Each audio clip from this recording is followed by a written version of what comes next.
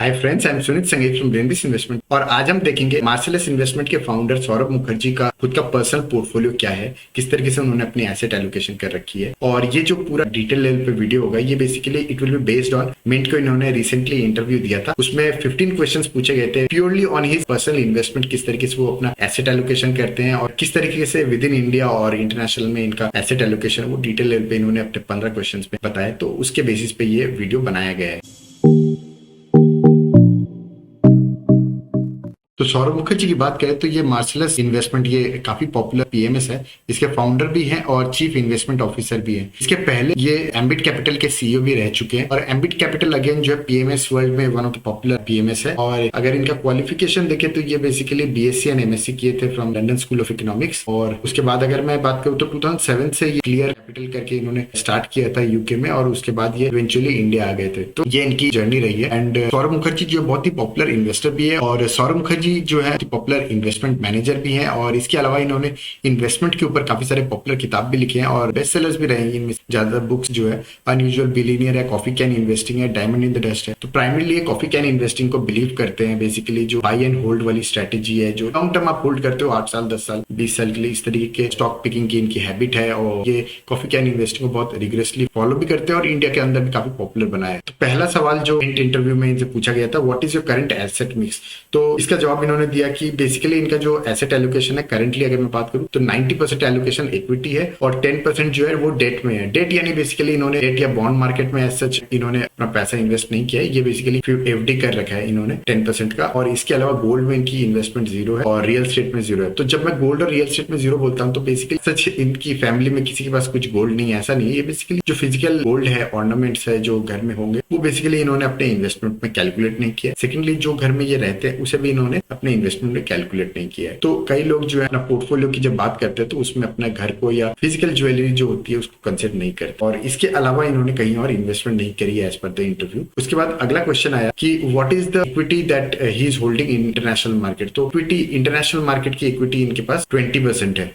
तो 20% इनकी इन्वेस्टमेंट जो है इंटरनेशनल इक्विटी मार्केट में है। तीसरा सवाल है why is there no exposure to gold, तो गोल्ड में निवेश नहीं करने का कारण क्या है। तो इन्होंने कहा कि बेसिकली गोल्ड जो है वो एज वोलाटाइल एज इक्विटी होता है, जबकि रिटर्न्स की बात करें तो it's much less than equity, क्योंकि गोल्ड जो है लॉन्ग टर्म में 8 to 9% के रिटर्न्स देता है सीएजीआर लेवल पे। तो रिटर्न वाइज ये काफी कम रिटर्न देता है और वोलाटाइल एक्चुअली काफी ज्यादा वोलाटाइल है, इक्विटी जितना ही वोलाटाइल जो है गोल्ड होता है। बट गोल्ड का सबसे खास बात होता है कि ये बहुत ही अच्छा हेज होता है अगेंस्ट इक्विटी। बट नेवरदलेस इन्होंने इस चीज को जस्टिफाई भी किया है by taking enough precaution in terms of investing in debt market या एफडी मार्केट। अगला क्वेश्चन ये है कि how has your portfolio performed in 2021। तो ये बहुत ही इंटरेस्टिंग क्वेश्चन है कि मार्सेलस इन्वेस्टमेंट जैसे पॉपुलर फंड को जो चला रहे हैं वो खुद का पर्सनल पोर्टफोलियो में कैसे रिटर्न्स बनाए। तो थोड़ा सा हैरानी की बात होगी, इक्विटी में इनका पोर्टफोलियो 20% रिटर्न्स दिया इन 2021 एंड डेट में इन्होंने 4% जो बेसिकली एफडी के रिटर्न्स है, 4% रिटर्न्स इनके एफडी के थ्रू आए हैं। तो जो 20% रिटर्न्स है आपको अगर लगता है कि बहुत कम है तो ऐसा नहीं है, 20% return is a very good return, decent return. And क्योंकि ये जो 20% रिटर्न है 2021 जैसा ईयर गया था उसी हिसाब से देख के ऐसा लगता है कि इनकी मेजर इन्वेस्टमेंट जो है लार्ज कैप ओरिएंटेड होगी, मिड कैप और स्मॉल कैप में ओरिएंटेशन कम होगी, क्योंकि स्मॉल एंड मिड कैप में काफी अच्छे रिटर्न्स बने 2021 में। अगला क्वेश्चन है are you making any changes to debt portfolio. तो डेट पोर्टफोलियो के अंदर बेसिकली इन्होंने जो भी पैसा है इन्होंने एफडी कर रखा है, डेट में जो बॉन्ड या मनी मार्केट में इन्होंने एज सच इन्वेस्ट नहीं किया है। And also justifies it that he does not invest in debt as such and there is no logical sense because he does not want to take credit risk of Indian corporate for 6% post tax return. तो ये अपना perspective है इनका। Basically क्या है कि जो ये 10% एलोकेशन जो अपना सेफ हेवन में इन्वेस्ट करना चाहते हैं वहां ये एफडी को ज्यादा इंपॉर्टेंस देता है। 2% जो एफडी थोड़ा कम रिटर्न देता है उस चीज को ये बहुत ज्यादा इंपॉर्टेंस नहीं देते, ये सेफ्टी एंड लोअर रिस्क को ज्यादा इंपॉर्टेंस दे रहे हैं। तो ये इंपॉर्टेंट इसलिए क्योंकि आपका खुद का बिहेवियरल माइंडसेट जो है ना सबसे इंपॉर्टेंट होता है, रिटर्न से ज्यादा इंपॉर्टेंट वो चीज होती है। अब अगला क्वेश्चन आ जाता है have you book profit in 2021। तो ये थोड़ा इंटरेस्टिंग क्वेश्चन है कि क्या उन्होंने अपने पर्सनल पोर्टफोलियो में कुछ प्रॉफिट बुकिंग की है। तो ही क्लियरली सेड कि उन्होंने कोई प्रॉफिट बुकिंग नहीं की। इन द पास्ट उन्होंने इक्विटीज अगर अपना सेल किया है तो the only reason he has sold is to buy the house that he clearly mentioned, and last year he did not sell any stocks in terms of profit booking. अगला question है, how often do you review your asset allocation. तो ये थोड़ा interesting हो जाता है कि काफी लोगों का सवाल होता है कि उनको पोर्टफोलियो रिव्यू किस फ्रीक्वेंसी में करना चाहिए या एसेट एलोकेशन। तो यूजुअली सौरभ मुखर्जी खुद अपना पर्सनल पोर्टफोलियो साल में एक बार रिव्यू करते हैं। ये जो एसेट एलोकेशन है ये प्राइमरली है कि कितना इक्विटी और कितना डेट में होगा। अगर मान लीजिए कि ड्यूरिंग द ईयर जो है इक्विटी का परसेंटेज बढ़ के 90 से 95% हो जाता है और एफडी में 5% होता है, तो उसको रिबैलेंस करके हुए वापस से 90-10 ले आते हैं, या फिर विद इन 90% जो है फॉरेन इंटरनेशनल इक्विटी और डोमेस्टिक में जो इन्वेस्टमेंट है 20-80 का जो ratio 20% in international and 80% in domestic, उसका रेशियो को भी वो मेंटेन करते हैं। तो बेसिकली एसेट एलोकेशन को इस तरीके से फॉलो करने के लिए वंस ईयर रिव्यू करते हैं। अगला क्वेश्चन है कि one strategy that worked over the years and one that did not. तो ये एक लर्निंग के हिसाब से बहुत इंपॉर्टेंट हो जाता है और इन्होंने क्लियरली लिखा है कि 1/3 of the portfolio does very well and 1/3 of the portfolio goes nowhere. So the trick is basically to realise कि आपके जो रिटर्न्स है उसका जो स्टॉक्स आपको प्रॉफिट दे रहा है सिर्फ उनको नहीं देखना, और जो स्टॉक्स आपको रिटर्न नहीं दे रहा उनको नहीं देखना, पोर्टफोलियो एज अ बास्केट देखना चाहिए। अगला क्वेश्चन है, will you raise investment share towards international funds. तो ये इंटरनेशनल फंड में करेंटली इनका 20% एलोकेशन है, तो क्या ये अपना एलोकेशन बढ़ाएंगे? तो इनका लॉन्ग टर्म जो प्लान है वो भी 20 to 25% के रेंज में, एंड करेंटली अगर बात करें तो इनका current allocation 20% and he is not in the mood off increasing the international equity allocation. अगला क्वेश्चन है, for how long will your emergency fund last. तो काफी लोगों का सवाल होता है कि कितने टाइम तक हमें अपना इमरजेंसी फंड का प्लान करना चाहिए। तो 6 months to 1 year तो डेफिनेटली आपको प्लान करना चाहिए, बट सौरभ मुखर्जी जो one of the stalwart fund manager है वो बेसिकली 3 years तक का अपना जो लिविंग एक्सपेंसेस है उसको एज ए इमरजेंसी फंड रखते हैं, एंड दैट आल्सो एफडी। तो ये बताता है किस तरीके का रिस्क एपेटाइट है इनका, और इस तरीके से आपको अपना रिस्क एपेटाइट समझ के इन्वेस्ट करना चाहिए। और अगर आपको कंफर्टेबल ना लगे डेट फंड तो आपको एफडी के साथ जाना चाहिए। No product is actually bad, it only depends on कि आप अपना माइंडसेट किस तरीके का है, उस हिसाब से आपको प्रोडक्ट चुनना चाहिए। तो कॉपी आपको बहुत ज्यादा नहीं करना चाहिए, आपको बेसिकली अपना इन्वेस्टमेंट जो है अपने बिहेवियर माइंडसेट के हिसाब से प्रोडक्ट चुनना चाहिए। अगला क्वेश्चन है, what is your asset allocation for retirement corpus. तो इसमें इनका जवाब है कि omnibus corpus for children's education plus our retirement. तो basically omnibus corpus as in basically basket of investment, it's not like एक पर्टिकुलर प्रोडक्ट में इनका निवेश है फॉर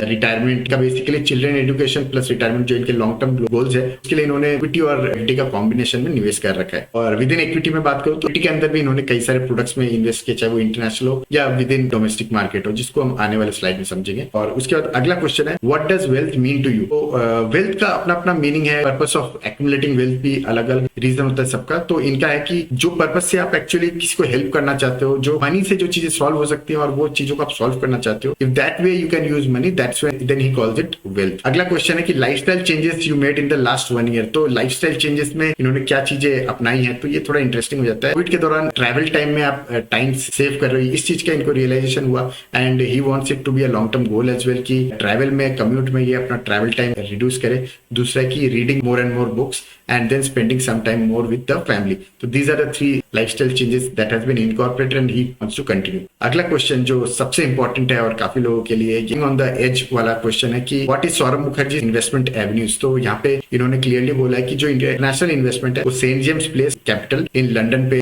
के थ्रू इन्होंने इंटरनेशनल पोर्टफोलियो मैनेज करवाते हैं। सेंट जेम्स प्लेस कैपिटल जो है ये काफी पॉपुलर है with in UK also, and international equity में ये काफी सारे इनके प्रोडक्ट्स हैं। तो आप चाहो तो इसको डिटेल लेवल पे रिव्यू भी कर सकते हो। और इसके अलावा मैंने इंटरनेशनल म्यूचुअल फंड्स के ऊपर एक डिटेल्ड वीडियो भी बनाया था, आप चाहो तो वो वीडियो देख सकते हो, जहाँ पे मैंने डिटेल लेवल पे कौन सा प्रोडक्ट जो है आपके लिए इंटरनेशनल इन्वेस्टमेंट के लिए सूटेबल हो सकता है वो मैंने डिटेल लेवल पे एक्सप्लेन किया विद डेटा विद फैक्ट्स। और वहीं अगर मैं डोमेस्टिक की बात करूँ तो डोमेस्टिक के अंदर सौरभ मुखर्जी का खुद का पर्सनल इन्वेस्टमेंट जो है मार्सलेस के वेरियस प्रोडक्ट्स में है। जैसा इनके रिटर्न से लास्ट ईयर से नजर आ रहा है कि इनका मेजर वेटेज जो है वो लार्ज कैप के ओरिएंटेड है, और इनके मार्सलेस के जो प्रोडक्ट्स है बेसिकली 4 ही प्रोडक्ट्स है। एक है कंसिस्टेंट कंपाउंडर्स जो basically large cap oriented product है, सेकंड है राइजिंग जायंट्स जो basically mid cap oriented product है, थर्ड है लिटिल चैंप्स जो स्मॉल कैप ओरिएंटेड प्रोडक्ट है, वही चौथा है किंग्स ऑफ कैपिटल जो बेसिकली फाइनेंशियल इंस्टीट्यूशंस चाहे वो बैंक्स हो, एनबीएफसी हो या फिर क्रेडिट कार्ड हो, म्यूचुअल फंड हो, इंश्योरेंस हो, इस तरीके के फाइनेंशियल डिवीजन के हिसाब से किंग्स ऑफ कैपिटल प्रोडक्ट है। तो ये 4 प्रोडक्ट्स में इनकी निवेश है, और इसके ऊपर मैंने डिटेल लेवल पे वीडियो भी बनाया था, चाहे वो लार्ज कैप का कंसिस्टेंट कंपाउंडर्स हो, किंग्स ऑफ कैपिटल हो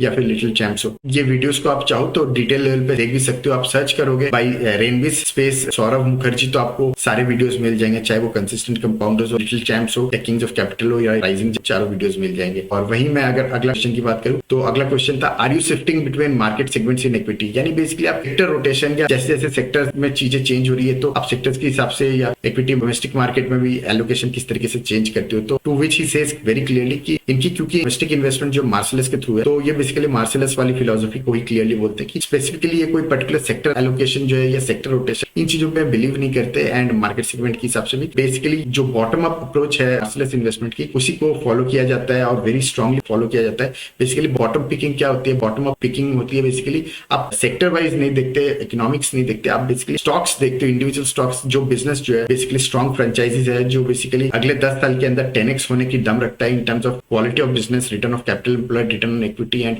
sales growth and profit growth and actually those profits coming into cash flow from operations. तो ये सारे फाइनेंशियल पैरामीटर्स के हिसाब से और फॉरेंसिक अकाउंटिंग के हिसाब से जो स्टॉक्स पिक होते हैं जो लॉन्ग टर्म में होल्ड किए जाते हैं वैसे स्टॉक्स में ये निवेश करते हैं, जहाँ पे ये एवरी 1 ईयर या एवरी 6 मंथ्स में स्टॉक्स में चेंज करे वैसा करते नहीं है। तो दैट्स मेन फिलोसफी। तो ये जो वीडियो है ये काफी कुछ लर्निंग पर्सपेक्टिव से बताता है, specially from a man who has himself handling over 10,000 crore of AUM। इस तरह की इतने बड़ा एसेट एलोकेशन जो खुद मैनेज कर रहे हैं वो अपना पर्सनल पोर्टफोलियो अगर इस तरीके से मैनेज करते हैं तो वो काफी कुछ लर्निंग्स के हिसाब से भी बताता है और हमें किस तरीके से अपने इन्वेस्टमेंट को देखना चाहिए वो भी बताता है। तो अगर आपको वीडियो इंटरेस्टिंग लगा है तो कमेंट सेक्शन में अपना अप्रिशिएशन जरूर शेयर कीजिएगा और अपने दोस्तों के साथ भी चैनल के बारे में जरूर शेयर कीजिएगा जो स्टॉक मार्केट और म्यूचुअल फंड में इंटरेस्ट रखते हैं। और कोई टॉपिक आप चाहते हो हम चैनल पे कवर करें तो कमेंट सेक्शन में जरूर बताइएगा। That's all for today, thank you. तो यहाँ पे मैं एक डिस्क्लेमर दे दूं तो ये कोई बाई और सेल की रिकमेंडेशन नहीं है, ये बेसिकली लर्निंग पर्पज से वीडियो बनाई गई है ताकि आप ये सीख सको कि एनालिसिस किस तरीके से करना चाहिए और किस तरीके से हमें अपने इन्वेस्टमेंट्स को देखना चाहिए। और अगर आपको यूजफुल लगे तो हमारा टेलीग्राम चैनल है रेनबेस इन्वेस्टमेंट जिसको आप सर्च करके ज्वाइन कर सकते हो। That's all for today, thank you.